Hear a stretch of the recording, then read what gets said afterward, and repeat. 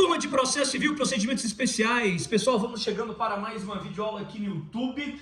Vamos tratar nesta videoaula da ação de exigir contas. Coloca aí o título da nossa videoaula, ação de exigir contas. Pessoal, olha só, quando eu falo da ação de exigir contas, eu quero já num primeiro momento fazer uma distinção, promover uma distinção aqui com vocês do tratamento que foi dado a esta ação no Código de Processo Civil de 73, no CPC anterior, e o atual tratamento conferido pelo Código de Processo Civil de 2015. Vamos colocar aqui assim, CPC de 1973 versus CPC de 2015. Porque mais do que uma mudança de nome, e aqui eu já quero pontuar o seguinte, no CPC de 73, o nome da ação é ação de prestar contas. Não era de exigir contas, né? Prestar contas. Agora não, agora é exigir contas. Exigir contas. Mais do que uma mudança só no nome, isso denuncia uma mudança substancial na legitimidade ativa no manejo dessa ação. Olha só, quando a ação era de prestar contas, a legitimidade ativa para o ajuizamento da ação tanto se conferia àquele que reivindicava a prestação de contas, mas também aquele que deveria prestar as contas poderia promover o ajuizamento da ação. Tanto um como o outro, aquele que reclama as contas para serem prestadas, poderia promover o seu ajuizamento, mas também aquele que tem o encargo de prestar as contas, também poderia promover o ajuizamento, acaso houvesse resistência da outra parte em receber as contas a serem prestadas.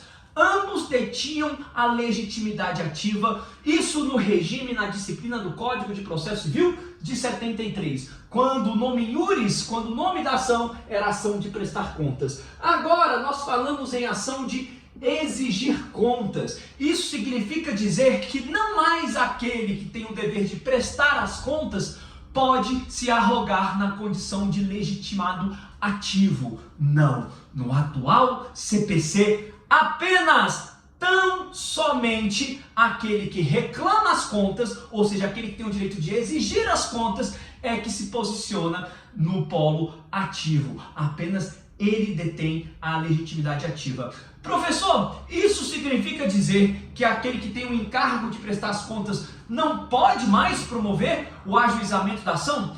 Até pode, mas não poderá fazê-lo mediante o procedimento especial.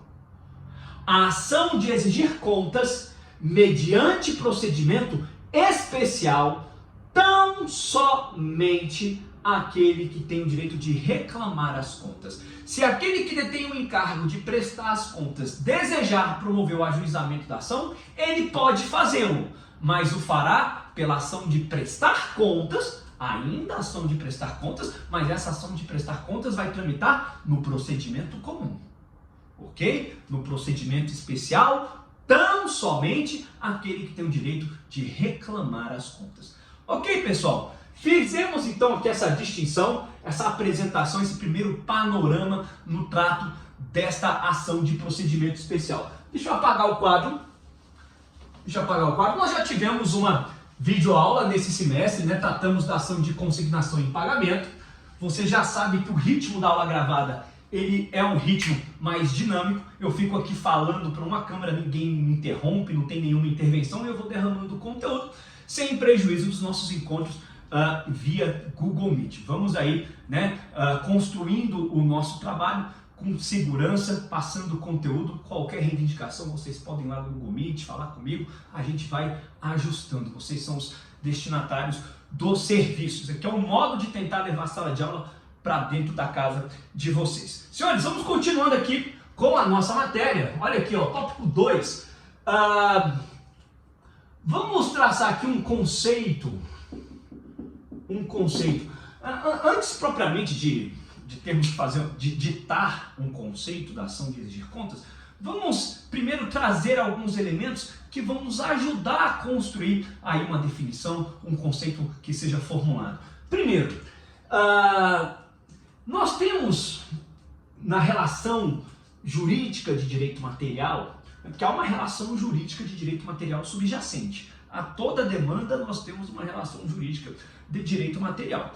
O que eu quero tratar aqui com vocês é o seguinte: quem é que presta contas? Quem? Todo aquele que administra bens, recursos alheios de terceiro deve prestar contas. Ok? Exemplos. Eu quero exemplos. Vamos falar aqui do banco. Vamos falar do síndico. Vamos falar do curador. Vamos falar do administrador judicial. Vamos falar do inventariante. Todos esses administram bens alheios de terceiro. Senhores, a ação de exigir contas, agora no CPC de 2015, é uma ação colocada à disposição daquele que confiou a administração de recursos ou bens próprios a terceiro. Essa ação reivindica exatamente um acertamento, uma elucidação, um esclarecimento das contas atinentes aos recursos e bens que são administrados. Ora, eu aproveito a oportunidade para falar aqui do banco. O titular de conta corrente, ele tem legitimidade ativa para ajuizar uma ação de exigir contas contra a instituição financeira? Tem. Súmula 259 do STJ. Ok? Ora, professor, mas o banco, ele já não fornece os extratos de conta corrente para o titular, para o correntista? Qual que seria o interesse de agir do titular contra o banco se ele já dispõe ali dos extratos de conta para ele fazer as verificações? Senhores, os lançamentos, os apontamentos que surgem naquele extrato, eles podem ser objeto de dúvida. E se porventura aparece um débito todo dia 15 do mês na sua conta em relação a um empréstimo que você tenha feito, mas você está questionando a parcela daquele débito, o valor, ou até propriamente você passa a discutir se houve de fato por você a contratação daquele empréstimo via internet bank ou pelo aplicativo. Então, apesar dos lançamentos, dos apontamentos, isso não retira, não subtrai o direito, sim, do titular de conta corrente querer uma elucidação maior sobre aqueles lançamentos. A súmula 259 do STJ, editada ainda na vigência do código anterior, então se você olhar aí no seu Vademecum, olhar aí na internet, você vai ver que na redação da súmula aparece a ação de prestação de contas, a ação de prestar contas. Basta você atualizar. Sai a ação de prestar contas e entra a ação de exigir contas. A súmula permanece em vigor. O titular de conta corrente tem legitimidade ativa para promover o ajuizamento de ação de exigir contas contra a instituição financeira. Perfeito? Ainda em relação às instituições financeiras, eu quero destacar o seguinte. Existe também a figura do contrato de mútuo ou de empréstimo. O contrato de mútuo, quando o dinheiro é liberado para o correntista, o correntista faz daquele dinheiro o que ele bem entender. Então, para o contrato de mútuo, não tem uma gestão daqueles recursos pelo banco. Para o contrato de mútuo ou financiamento, o banco não tem gestão sobre aquele dinheiro. Foi feito ali a liberação do recurso. E o correntista utiliza da forma como bem quiser. Então, em se tratando de contrato de mútuo, não cabe ação de exigir contas.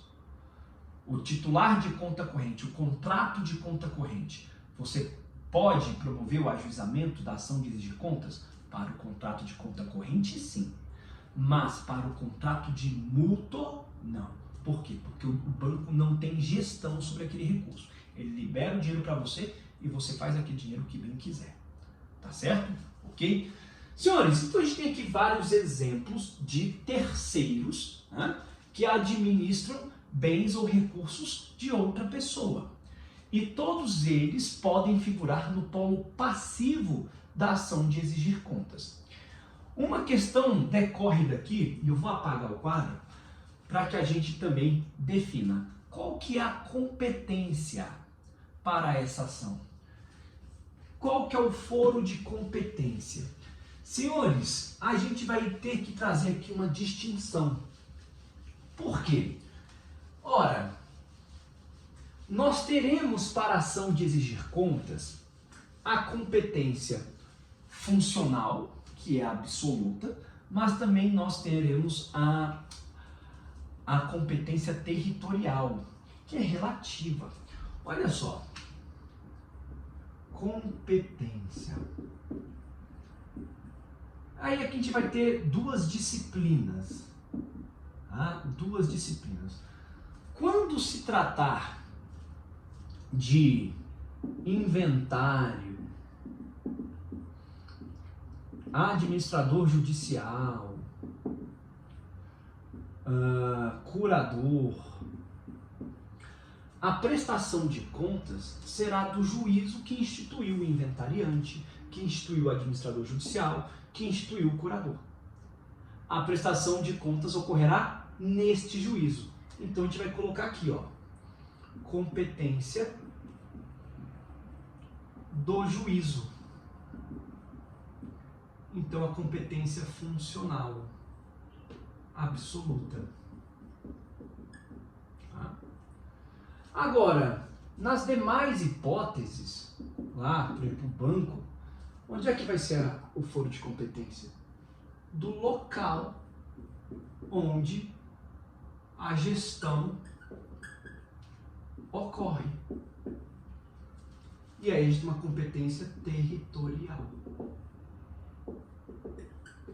Quando o juízo que atribui o encargo, o inventariante, o administrador judicial, o curador, então é perante aquele juízo que a ação de exigir contas deve ser ajuizada. Competência funcional e, portanto, absoluta. Nas demais hipóteses, como titular de conta corrente, que quer a prestação de contas pela instituição financeira, então onde é que aquela gestão ocorre? Então, competência territorial. Tá certo? Essa aqui é a disciplina da competência para a ação de exigir contas. Senhores, esta ação de exigir contas, vamos agora adentrar no procedimento. No procedimento. Esse procedimento, ele pode ser abreviado e pode, por vezes, se dividir em duas fases. Então vamos colocar aqui procedimento. Procedimento.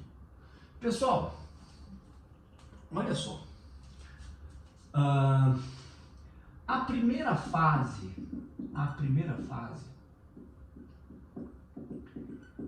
ela se destina a definir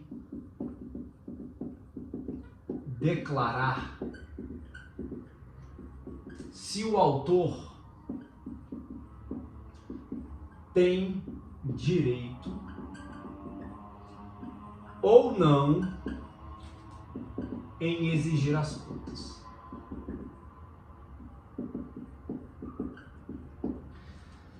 Se ele tiver o direito, se ele tem o direito de exigir as contas, isso é resolvido por decisão interlocutória.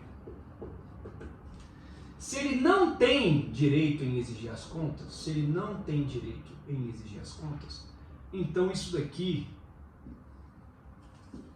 é resolvido por sentença. O autor promove o ajuizamento da ação e a primeira fase do procedimento se dedica a averiguar se o autor tem ou não o direito em exigir as contas. Se o direito de exigir as contas for reconhecido, haverá a declaração do direito do autor em exigir as contas. Havendo o reconhecimento desse direito, a declaração desse direito, isso se resolve mediante decisão interlocutória. Por quê? Porque o processo vai continuar. Ele vai migrar para a segunda fase. Agora, se constata que o autor não tem direito no ajuizamento da ação de exigir contas, que ele não tem direito em exigir as contas, então o processo vai se extinguir. E isso se dá mediante sentença. Então a primeira fase da ação de exigir contas poderá se encerrar por decisão interlocutória, acaso seja declarado o direito do autor em exigir as contas, ou poderá se encerrar mediante sentença, caso não haja a declaração do direito do autor em exigir as contas. Neste caso de sentença, o processo se extingue. No caso de decisão interlocutória, o processo continua e avança para a segunda fase. Então, a segunda fase da ação de exigir contas, ela sucede a decisão interlocutória. Sucede a decisão interlocutória que declarou o direito do autor em exigir as contas. Ok? Então, de novo, repisando, a ação de exigir contas, ela pode se desenvolver em duas fases. Caso a primeira fase se encerre com a declaração do direito do autor em exigir as contas. Essa declaração, esse reconhecimento se dá mediante decisão interlocutória. E aí sucede então a segunda fase. Caso não haja o reconhecimento do direito do autor em exigir as contas, então o processo se extingue mediante sentença. Simples isso, ok? Senhores, vou apagar aqui, tá? Vou apagar aqui o quadro de novo.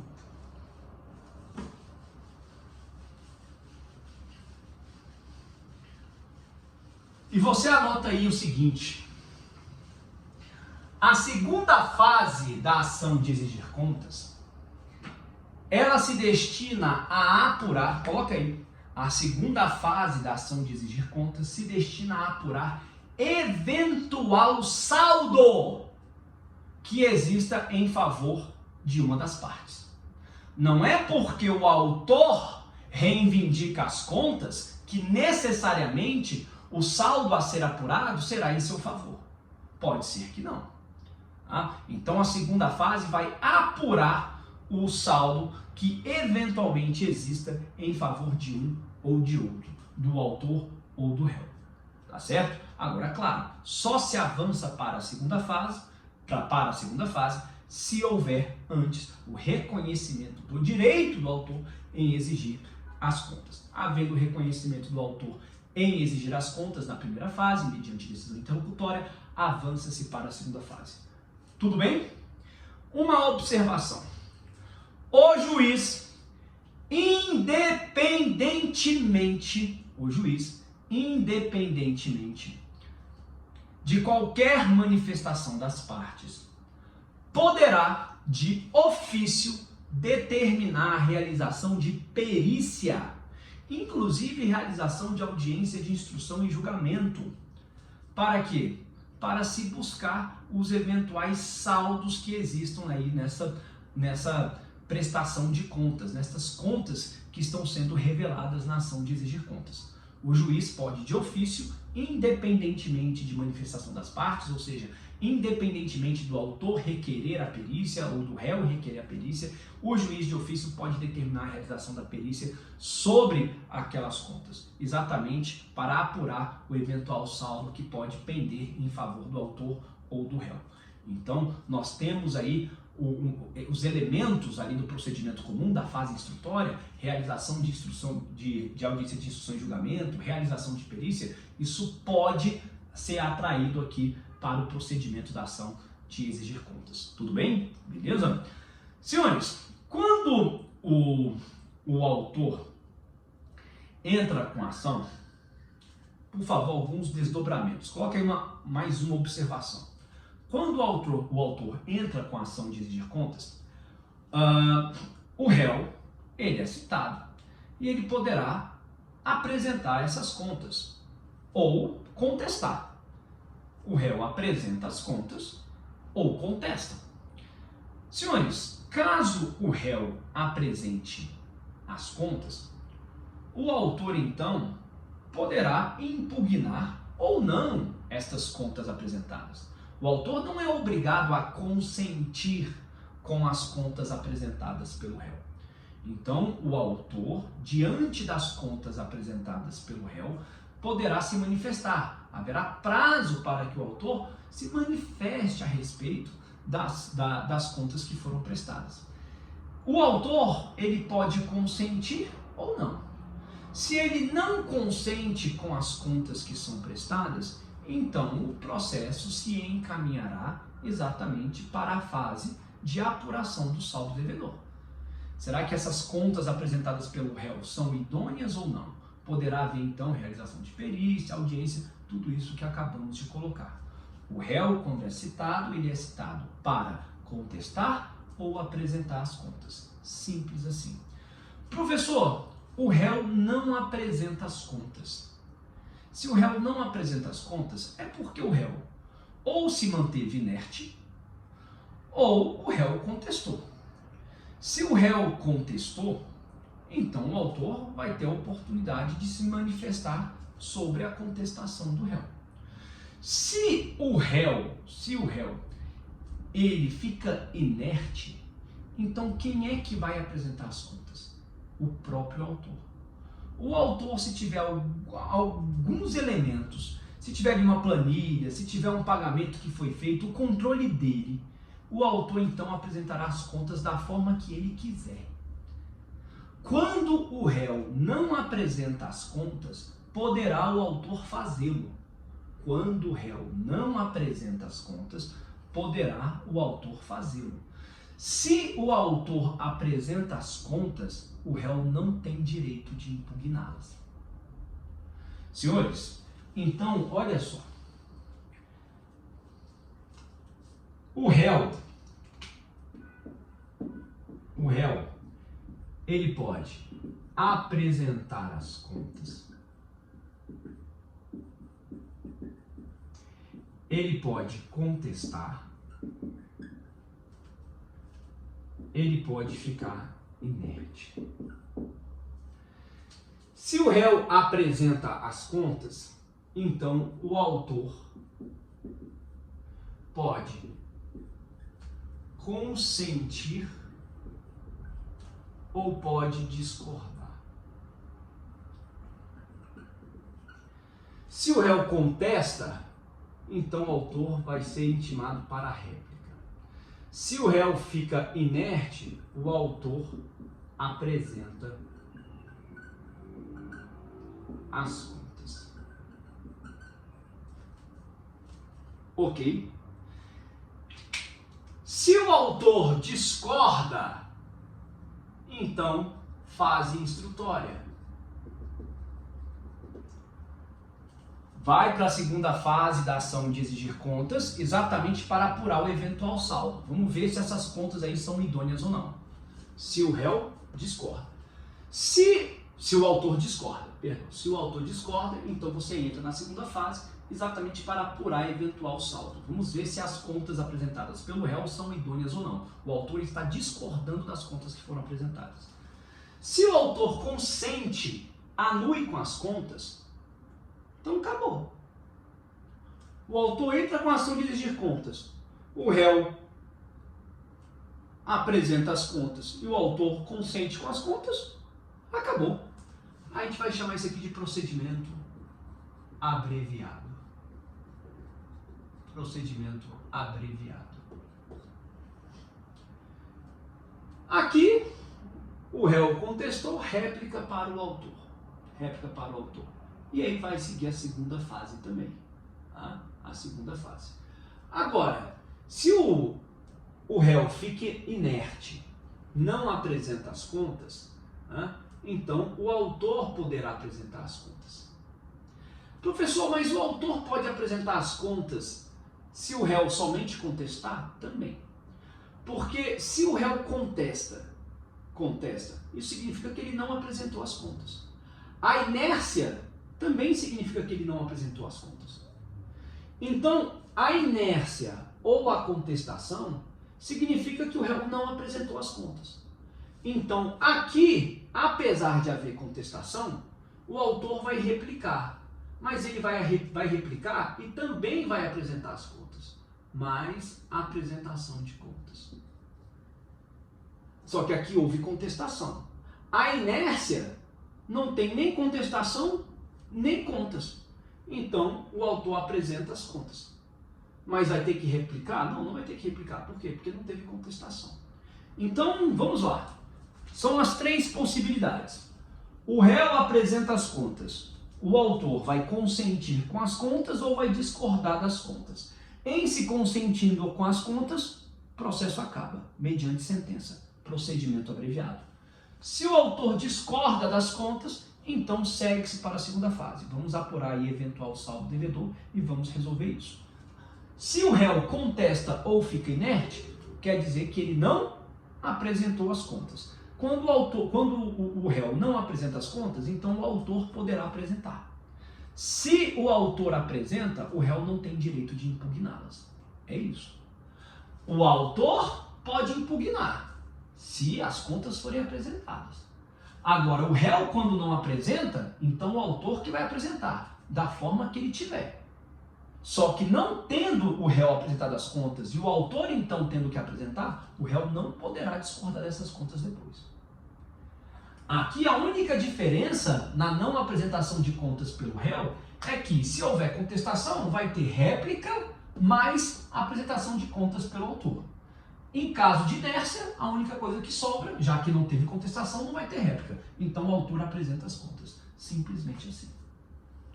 Ok? Beleza? Maravilha. Destrinchamos aí as possibilidades do réu conforme seja a sua reação. Né? As possibilidades, os desdobramentos processuais possíveis a depender da conduta assumida pelo réu. O réu apresenta as contas, o réu contesta e não apresenta, o réu fica inerte. Nós temos estes desdobramentos. Perfeito? Senhores, a primeira fase, vamos falar aqui agora dos honorários.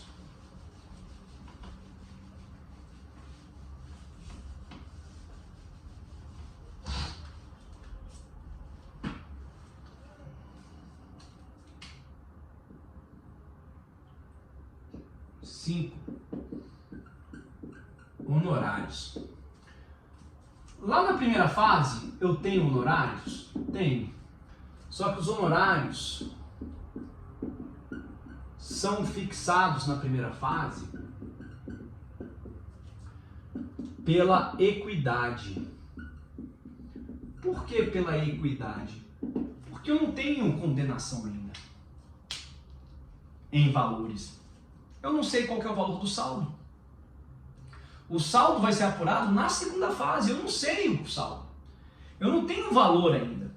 Então os honorários são fixados pela equidade. Tá? Pela equidade. Na segunda fase,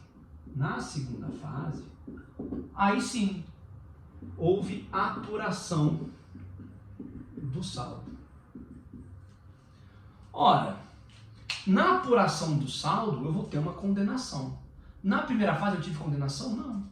Eu tive a declaração do direito do autor em exigir as contas. Ou eu tive a não declaração do direito em exigir as contas. Ou o direito foi reconhecido ou ele não foi reconhecido. Então a gente tem aí apenas uma decisão judicial de natureza declaratória.